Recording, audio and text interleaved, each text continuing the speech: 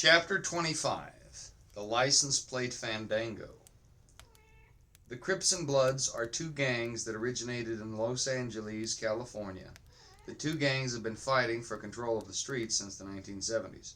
There are many reasons why the Crips and Bloods fight, but some of the most common reasons include territory, drugs, and respect. Quora, 5/15/2023. Cordell, you don't know any fools out of North Hollywood used to fill in potholes on Lancashire? The man who poked his head in had a face full of tattoos and wore blue colors. He went by Blaze Q, and he was way too white for a name like that. But then again, he was exactly white enough for a name like that. Cordell would have been his black counterpart, except he didn't have any facial tattoos, and the designer clothes he wore in muted blues looked more stylish. He glanced up from his desk in the house's basement. What'd he look like? Cracker, 60s, red hair, but he got a blue rag. Is that right? Cordell wondered, cupping his chin. Maybe there was another reason. Maybe there had been some change. It couldn't be that the man who gave that code phrase was the man who was supposed to give that code phrase. That man was dead over a year. After a moment, Cordell made a decision. Let him in and close the door. For sure. And Blaze Q did that. A ghost walked in holding a burner phone and wearing a blue bandana on his head. He looked up when he walked in and quickly pocketed the phone.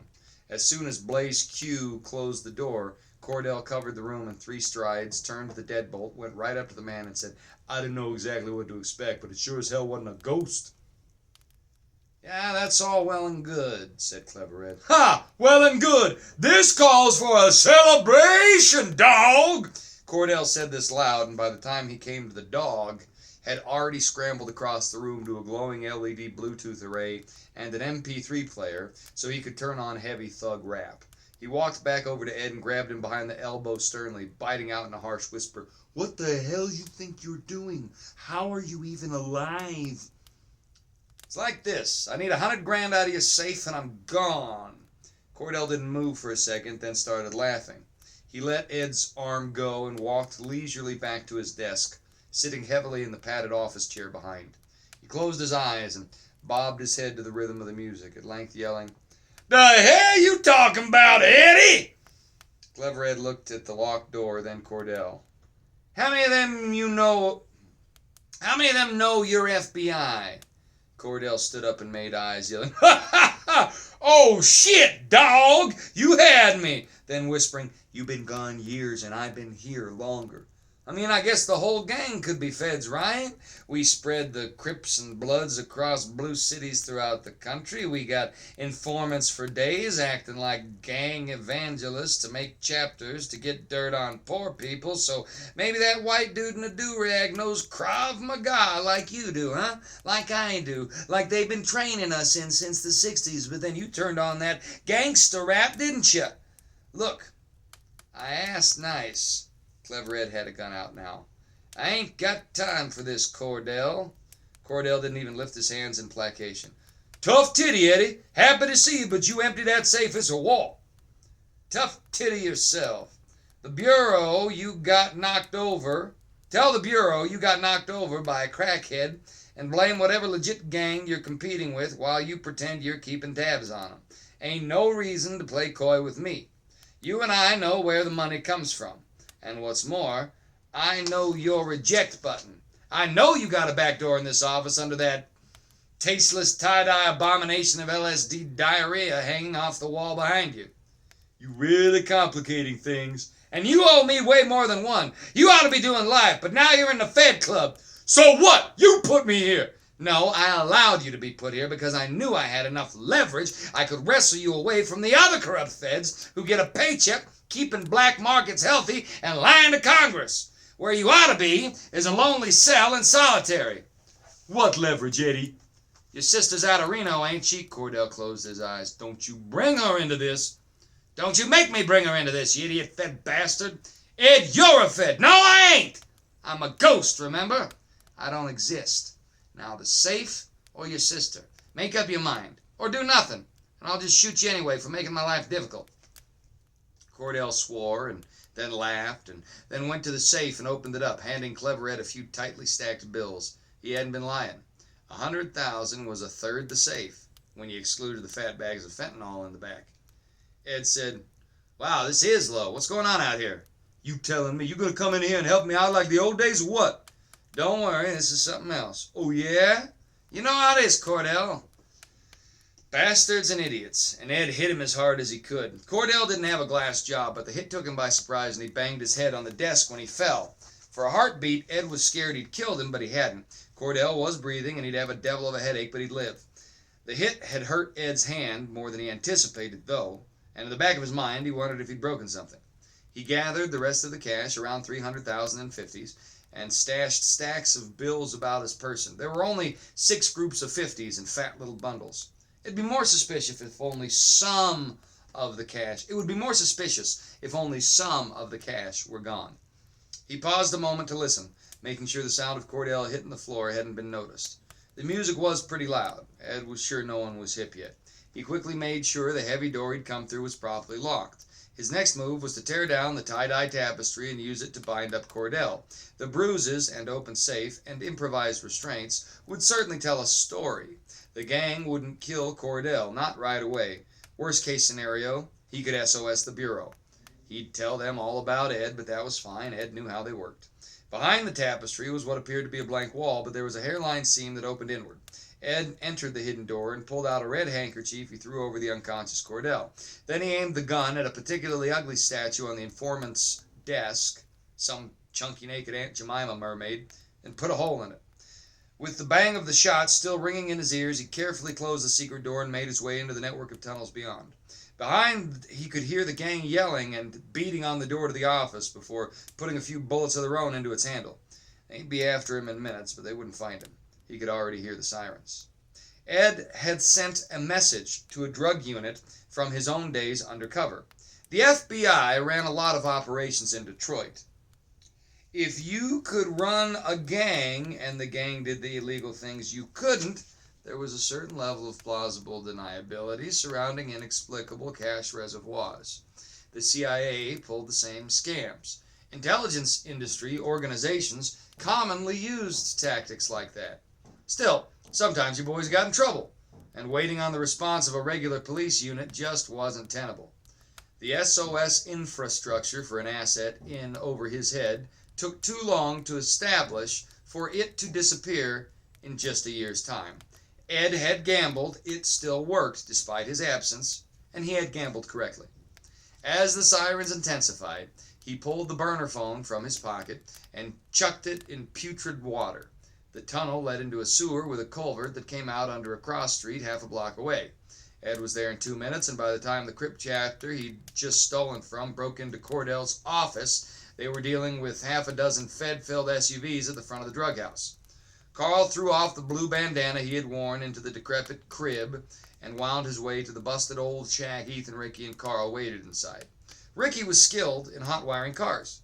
He had been trained in varying techniques, excelled, then specialized. Ed was rusty, so this job fell to Ricky anyway. Thankfully, Ricky found a fine opportunity very soon after Ed went on his mission.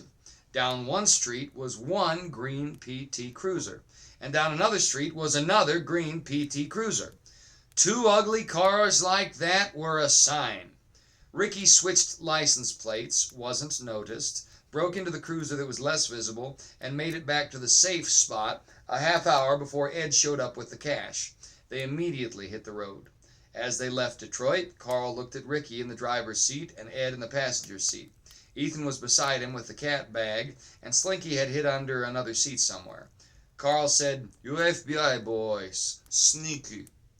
They don't call us the felonious brothel investigators for nothing. You don't know the half of it," Clever Ed said over his shoulder.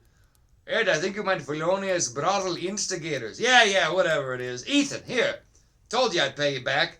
And he gave him a stack of bills worth 50,000. "Carl, you too.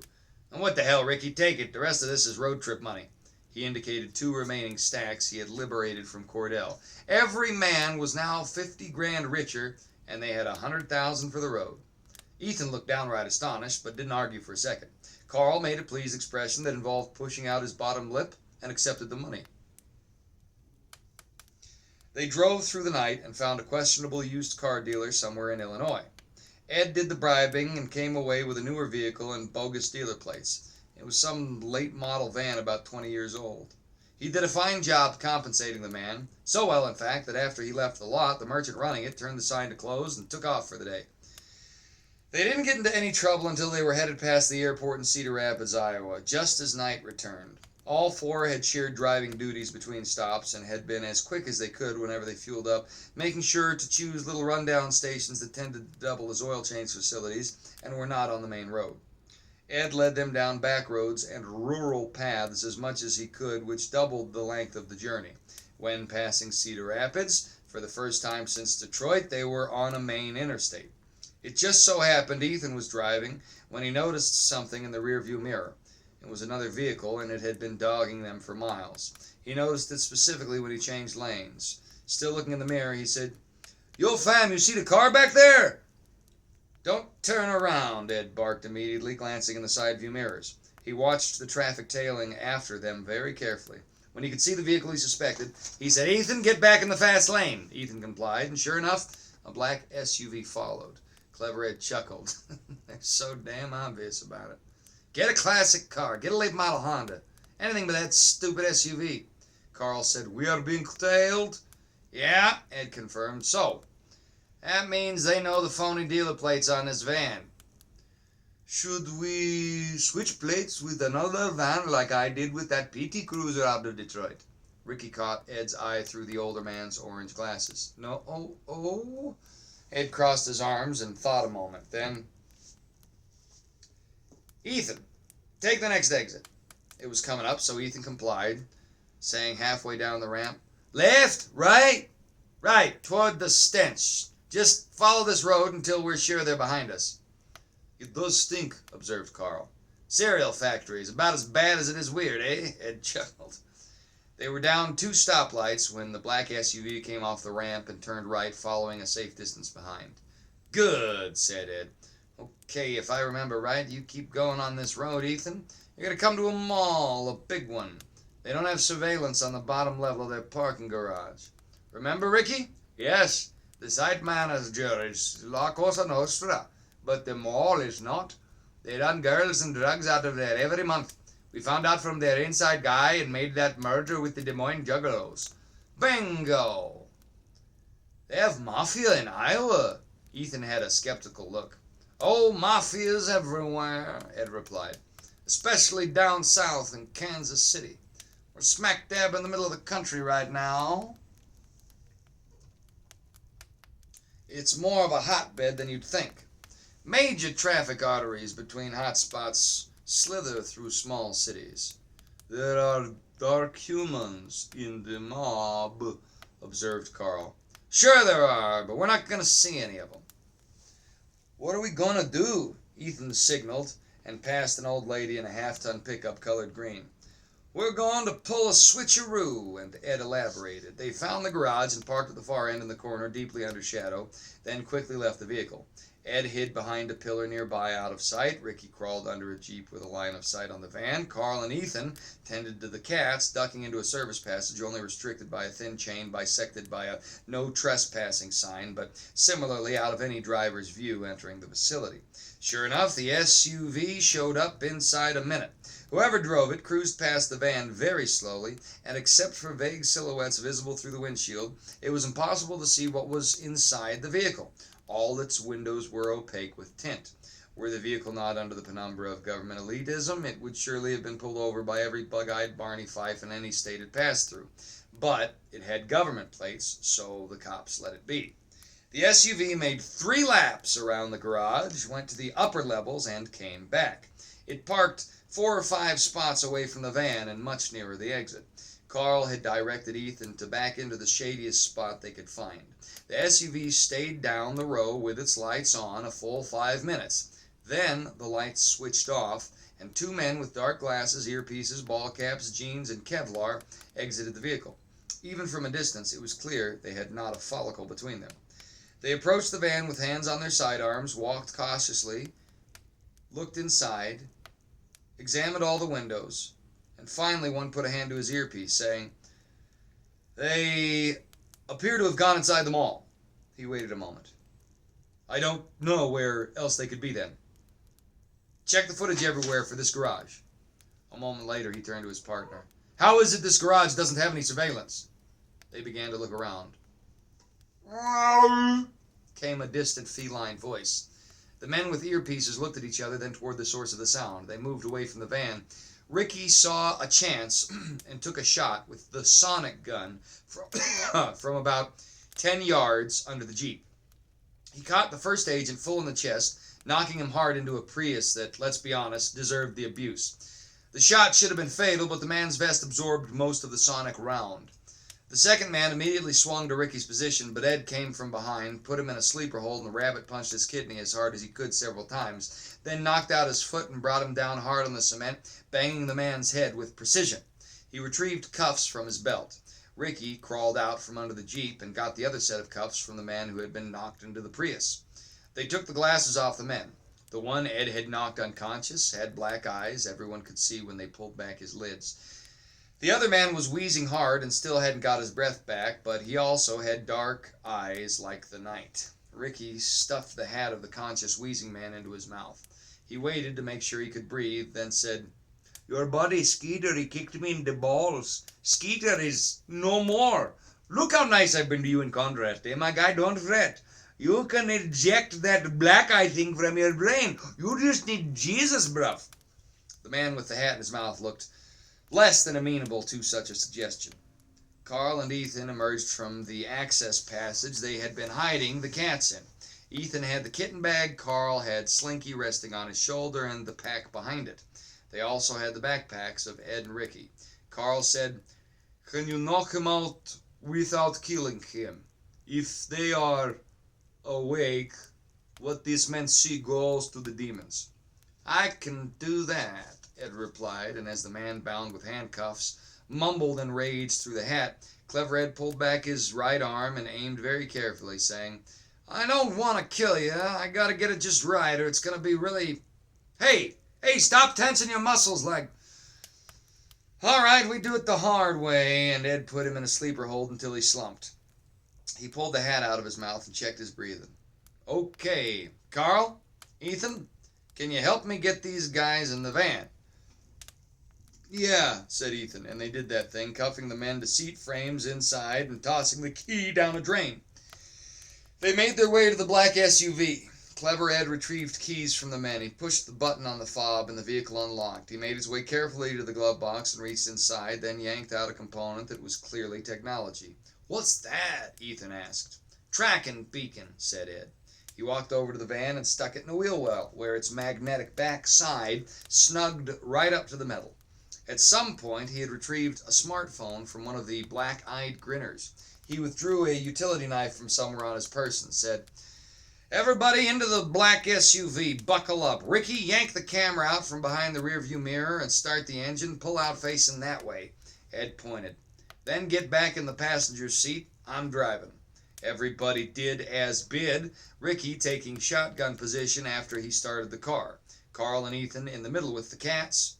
Carl felt about his person, found his own knife, and relaxed. Ed had a very similar implement. Clever Ed went to a fire alarm, yanked it, then stabbed the knife into the battery of the smartphone as the bells rang, tossing the device just outside the garage when it began to spark. By the time he was back at the SUV, it had become a little volcano of acrid electric fire. Ricky threw open the driver's side door for Ed and left the vehicle in neutral so it slowly rolled forward, then maneuvered back into the passenger seat. Ed jogged until he was even with the vehicle, jumped in, hit the gas immediately, slammed the door, and called out, "We got 8 hours of back roads, but I grew up nearby. We drive through the night. I bet I can even save us an hour by the main roads." A good diversion is like a recipe. Ed balanced it right. Whatever eye-in-the-sky infrastructure Ake employed, it would pick up on the fire from the knifed battery of the phone very quickly, as well as the fire alarm and the absence of communications from the unit that had been acting as a tail. Anyone consciously tuned in, and a whole team would be watching that feed given recent events, would begin scouring the live footage, focusing on the fire and where it had come from. Meanwhile, Ed had exited from the other side of the garage. Sure, there was still a satellite that could see him, but nobody'd be looking. Classic misdirection. The SUV's tracking beacon and the targeted van were both ostensibly in the garage in the eyes of Associated Tech. Ed and Co. would be down 10 back alleys before the Ake people realized they were Bugs Bunnied. Now that it was night, they would be invisible. Once they did, one more license plate swap. Certainly, satellites could see them, and even differentiate details in the night, but any satellite tracking them would need coordinates first. All Ed had to do was get them out of the crosshairs of Big Brother long enough to mask. All Ed had to do was get them out of the crosshairs of Big Brother long enough to shake the digital scent. Clever Ed took them down a number of back roads until he found the right junker with flat tires in a declining neighborhood. By some miracle, its registration stickers were up to date, and the plates would not be of a standout variety. Ricky did the switch again. It took all of 3 minutes. They only used back roads this time. This was a double helping of camouflage. If they had been driving about in the day with fully tinted windows and sketchy plates, they would have been a clear target. Opaque tint and non-government plates were red flags for most patrol officers in the day. But law enforcement would be watching the bars at night, the bars in the main roads, not the back roads between fields in the middle of heartland America. Conventionally, interstate miles put Aberdeen, South Dakota about 8 hours from Cedar Rapids, and there were plenty of reservoirs to contend with on back roads if you didn't know your way around. Luck was in their favor. Ed was from Brookings, about 60 miles south and east of Aberdeen, and about the same distance north of Sioux Falls. He knew local infrastructure in the area quite well. He wasn't as well versed in Iowa, but from Cedar Rapids to Sioux Falls was only a few hundred miles of mostly nothing. He had cruised the area enough to recall the general layout. They had half a tank of gas. At 3:30 in the morning, Ed pulled onto an ag depot and siphoned from a reservoir of fuel behind a tractor trailer.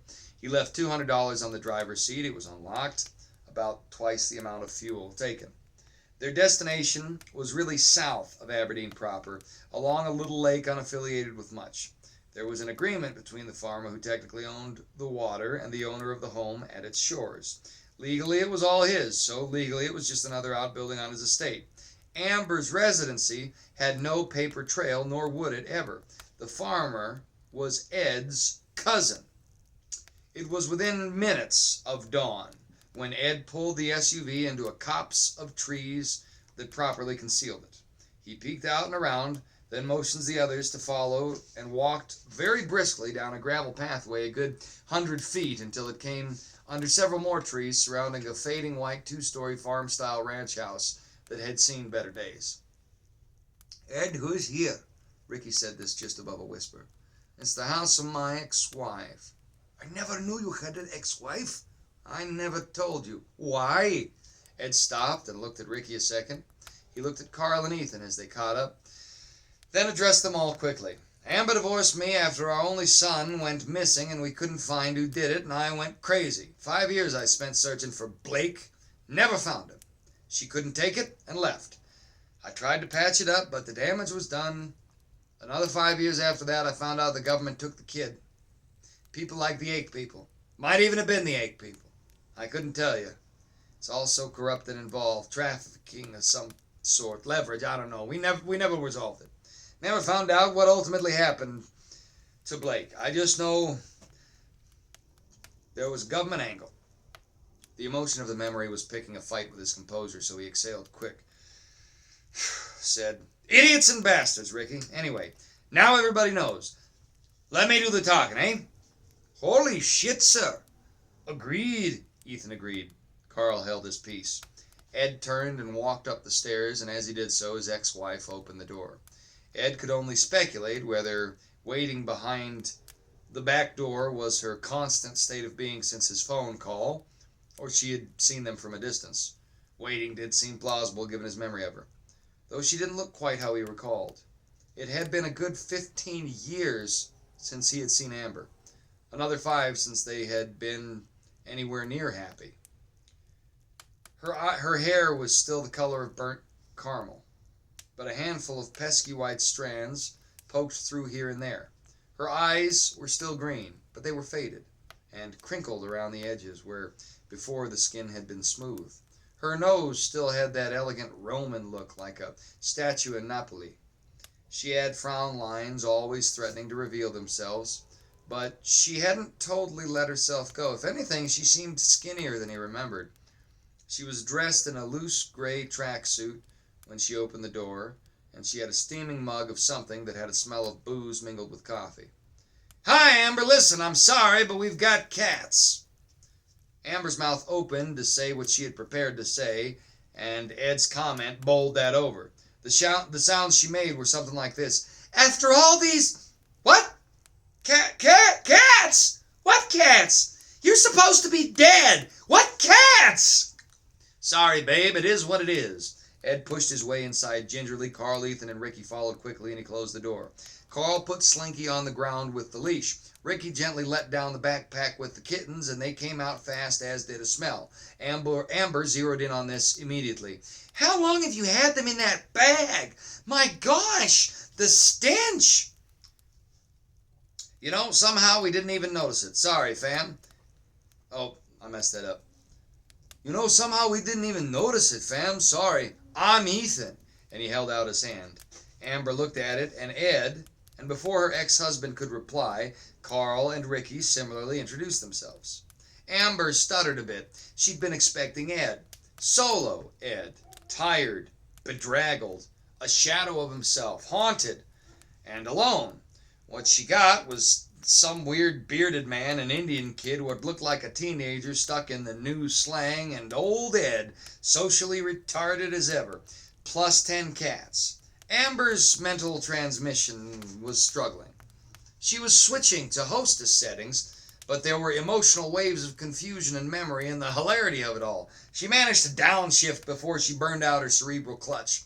The end result was she served them and turned on her social mask for the guests, insisting the cats be gathered up and put in a particular room in the basement where she went about securing the premises with newspaper immediately. She also brought tuna, which the felines appreciated, and which also kept all 10 of them from a bum's rush to the door when she closed it behind her and returned to the main level of the house. She hoped it all came off authentic, and reflected what she should do, what she would do, if this situation were truly random. Amber was of the old school, the type that saw to the needs of guests, etc., before dealing with personal matters. This prioritization was almost a psychological mechanism. There had been public scenes between herself and Ed before the troubles. They were rare. That sort of thing was for the home, and the home only. Her propriety overruled her conscious discomfort. So she made everybody coffee, and waited for Ed to explain, resolving to let him have it in short order. Introductions, coffee, and cats took about an hour, after which Ed said, "Amber, I know it's been a while, and we'll talk. Not quite yet, though. I need rest. We need rest. We need to regroup. It's a long story, but we just need a few days, 2 or 3, 4, 5, a week max, I'm thinking. Definitely not a month. And I'll be gone. And here." He dropped about $20,000 on the Formica countertop. Amber looked at the money, then back at Ed. "Your cousin takes care of me. I live in this house. He leaves me be and covers the utilities. I make desserts every now and again. I don't need your money. I never wanted your money. Listen, I'm not skipping this. I get it. I guarantee we'll talk about it. I want to. I can't now. This evening, okay? We have a lot to talk about, but I need to rest my eyes. You know where the guest room is." She turned to the others. "You're Carl. You're Ethan. You're Ricky. I get your names right? Boys, there are also guest rooms, other guest rooms, in the upper level across from the master bedroom and a bathroom." "Thanks, Amber," Ed said. "Listen, I owe you more than you know. I assume I can't go anywhere from here till you leave? You don't have any sort of scheduled meetings or appointments, do you? She blinked at him. Nothing I have to keep? It's the government, Amber. It's been the government the whole time. You always said that. Can't you just admit we'll do it? We'll talk about it. Promise. Thanks, babe. He pecked her on the cheek and beat a hasty retreat to the guest room she'd alluded to. It was the one she had not made up. This he already knew. What he should have asked himself is, why had she made up more than one guest room to begin with? Amber was good enough to make dinner for them, and it was ready about the time they were waking in the late afternoon. None had slept through the night, despite the long trip. Fatigue had crept on them quickly by the time daybreak began and their drive ended. Ricky and Ethan acted like they had never eaten a home-cooked meal. Carl was polite, but ravenous. Ed was the same. Manners were attempted, but rarely achieved. In the wake of the feeding frenzy, Ed and Carl took turns explaining the situation. Ethan and Ricky contributed bits of information here or there. Amber listened politely and attended to her guests, on only believing half of it, but grudgingly. Everyone pitched in cleaning up. Ethan, last of all, but not out of any disrespect. The thought didn't occur to him right away. He soon caught on and helped. Amber set them up with an office area adjacent to the cat room in the basement, and Carl produced the map. He, Ethan, and Ricky began to study it and discuss intentions. Clever Ed went with Amber to a private room on the second floor, and their own discussion began in earnest, starting with, I'm being reasonable, Ed. You know I'm allergic, and I didn't say a word. I haven't seen you in 15 years. We've barely sent a dozen messages back and forth, and I kept that phone plugged in all the while. She stopped for a breath. And I'm glad you did. I'm not even near started. You let me talk. Ed obliged, finding something to sit on, and for the better part of 2.5 hours, she got it all out. For his part, he didn't interrupt, or contradict. She was right in many respects. Their primary disagreement involved the nature of what happened. Amber couldn't believe there was the level of corruption Ed found. That's what she convinced herself, that it wasn't real, that it wasn't an authentic thing. It was Ed's own coping mechanism. Even so, Ed knew, and she did know deep down, that the real issue was her fear of the implications. Ed couldn't just ignore those implications, and it was clear to Amber that if he acknowledged the monstrous truth and did what he couldn't help but do in fighting it, he would be consumed by this objective, and he was. It was a tricky situation. Clever Ed was in a position where he had to commit himself to fighting a corruption that had affected him directly. Amber had to convince herself that he was an heir, because the alternative was unbearable. She would lose him too. Both of them had hard heads, so there had been divorce. Now Ed returned and was not deviating from his earlier perspective. In fact, it had compounded. In all likelihood, it appeared as though his instincts were correct, and they led somewhere. But how much of his current circumstances could she believe? Even so, she had been contacted by the government through a P.O. box pertaining to Ed's passing the previous year, and this led to a meeting at a local office of the government in Aberdeen, where the details of Ed's demise had been fully conveyed. Such sudden bad news, and the possibility said news was something as banal as a plane crash, impacted Amber harder than she realized. But now he wasn't dead despite it all, despite what the government told her, despite his absence, despite the funeral, despite financial consequences, despite it all, here he was. Amber had two possibilities before her. Either Ed was so stuck in his delusion, he fabricated an entire wild set of circumstances, including his own false expiration, or the absolutely wild story he and the other three told was true. She wouldn't know until she put it to the test, and so the argument continued in earnest. It would have perhaps continued many hours more, except something curious occurred. A cat came out of nowhere and barfed. It happened almost within the rhythm of their back and forth. Ed was saying, I was going to retire at the end of this year, in 2021. Lost a year. Crazy thing happened. Fell and his cat went 411 in the redwoods. I couldn't find him right away, but I managed to round up some bad actors, Amber. I made a dent, a real dent. Learned some things. Established a network of surveillance on social media channels. Got a hit. Here we are. But Amber, I was going to quit it all and come back to you. I'd hoped against hope. You kept that emergency phone charged, and you did all these years. And it kept working, no less. They used to make a stronger kind of phone, she agreed.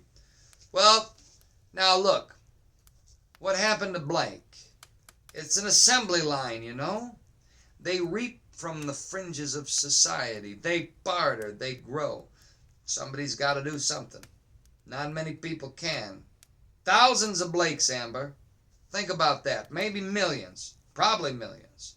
When you factor in all the grinners and their handlers. So many families like ours. We got stabbed in the back. We didn't bite the hand that feeds. The hand that feeds fed us poison. Well, we know now not to eat from that hand, Eddie. Why can't we just find us a new hand? Or be our own hand? Why do we have to go after the bad hand? What are you really going to prevent? They already killed you in their mind, Eddie. You can just come back to me and leave all that back where you found it and take retirement. No. They know I'm back all right, and they would have found out one way or another anyway. If I did come back, you'd have to leave all this, and we'd have to live on the run. I'm pretty young inside. I feel like it most days, but I told you to leave. It was over. I told you to stop. Why couldn't you just stop? For all I know, he's still out there. He'd be 30. I wonder if I'd even know him. Oh, please, Edward. I'm telling you, I saw something. Like God woke me up in there, in that place. I know I drifted away for a long time. I didn't handle it as well as I could have. If I'd have done better by you, it would have been different, but I didn't, so... I got slapped by my own guardian angel. I kid you not. And he's right. It's been staring me in the face the whole time. I knew God once, and I forgot. That's a part of it all, too. But I got this feeling like there's a reason all these things happened, and are still happening. And we're stuck in the middle of it all, Amber. It's got to be seen through to the end. Amber began to cry, and her cry mingled with another sound, the mewing of a cat. Reality seemed to have shifted. Clever Ed was feeling emotional and confused himself. The echoing sound of the cat, with his ex-wife's anguish, caught him off guard. Suddenly a line of blue ripped down the center of the room, opening to a grassy meadow near a mighty gold and purple tree.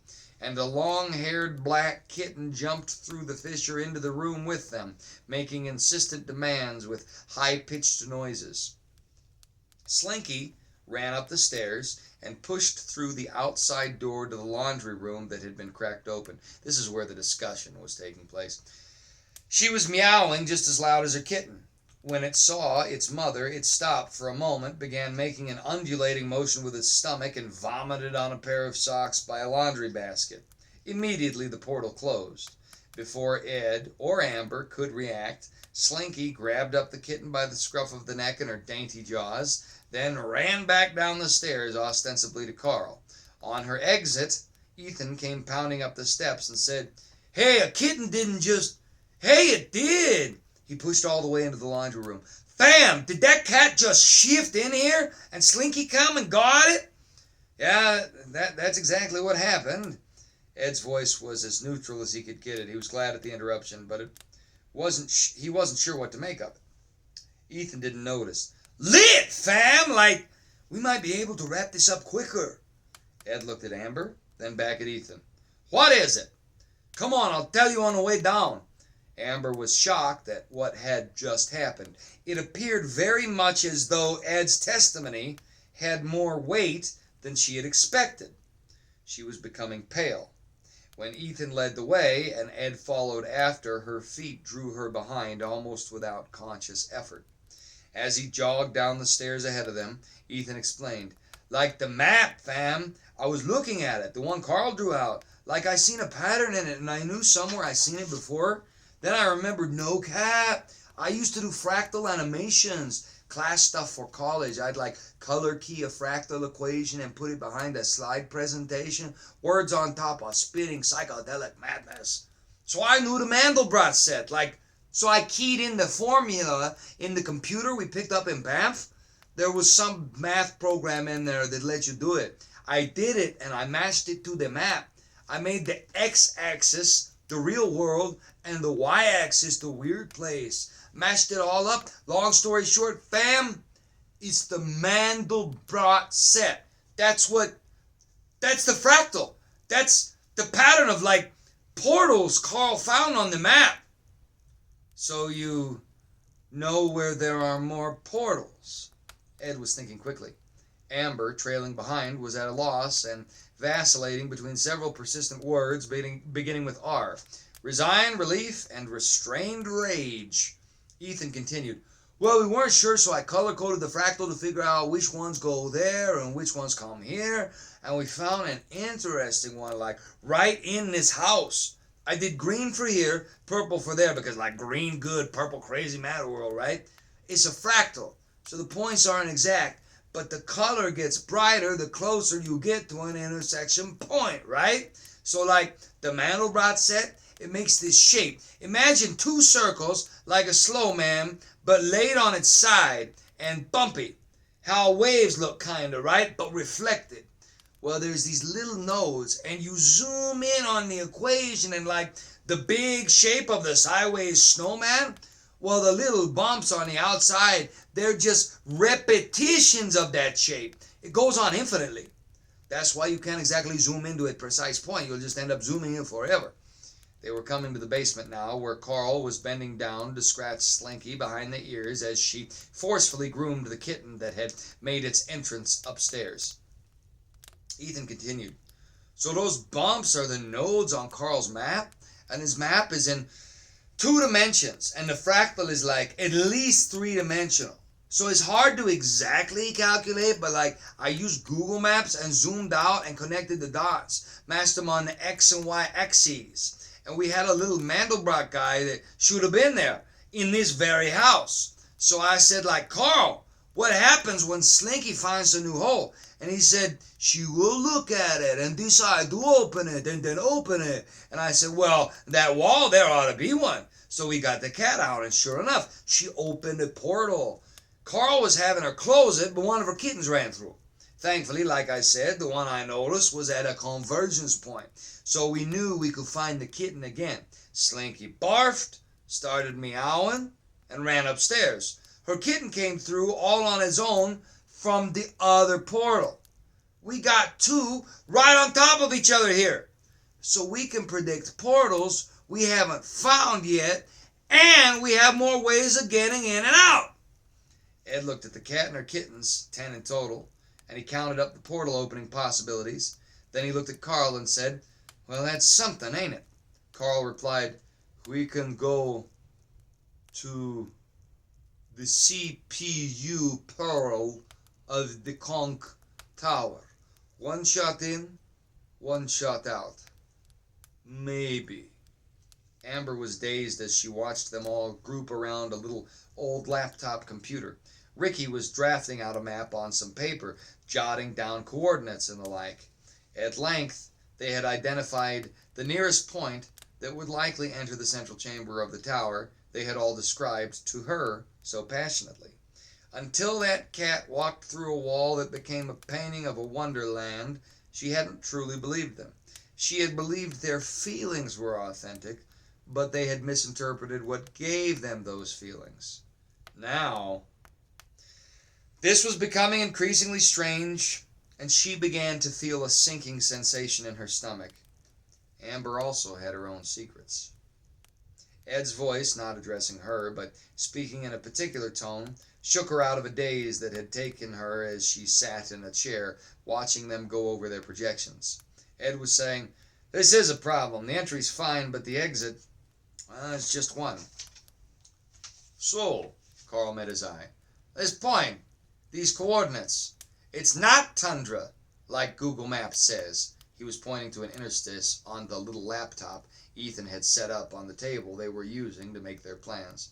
"What is it?" asked Ethan. Ricky leaned in, squinted at the computer, then shared a look with Ed.